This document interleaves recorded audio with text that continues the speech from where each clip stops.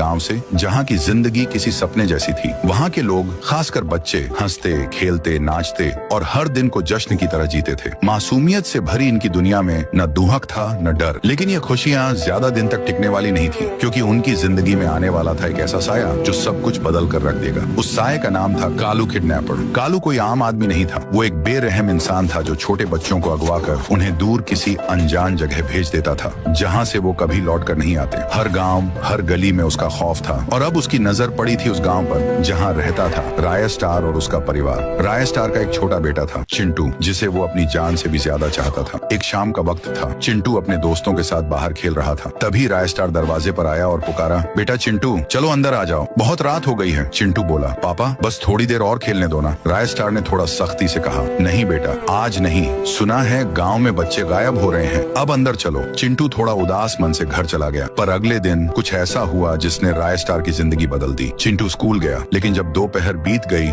और वो अब तक वापस नहीं आया, राय स्टार बेचैन हो उठा। तभी एक छोटा लड़का जो चिंटू के साथ पढ़ता था दौड़ता हुआ आया। हांफते हुए बोला, राय स्टार अंकल, 2 लोग आए और चिंटू को पकड़कर गाड़ी में डालकर ले गए। ये सुनते ही राय स्टार की आंखों में आग जल उठी। उसने बिना वक्त गंवाए अपनी बाइक उठाई और निकल पड़ा, अपने बेटे को ढूंढने, उस राक्षस से लड़ने जिसे दुनिया कालू किडनैपर के नाम से जानती थी। दूसरी ओर कालू चिंटू को एक अंधेरे गोदाम में ले गया था। डर के साए में बाकी बच्चे सिसक रहे थे, पर चिंटू निडर खड़ा था। कालू ने कहा, मत रो बच्चों, यहाँ कोई नहीं आएगा तुम्हें बचाने। पर चिंटू ने आंखों में आग लिए कहा, तूने गलत बच्चे को पकड़ लिया है, तू नहीं जानता मेरे पापा को। और तभी हवा में एक तेज गड़गड़ाहट होती है। बाइक की तेज आवाज सुनाई देती है। दरवाजा टूटता है और उसमें से निकलता है राय स्टार, उसके हाथ में चमकती तलवार जैसी छड़ी। राय स्टार गरजता है, कालू, मेरे बेटे को हाथ कैसे लगाया तूने? कालू हंसता है, अच्छा तो ये तेरा बेटा है? अगर पहले पता होता तो यहीं खत्म कर देता। राय स्टार ने कहा, अगर दम है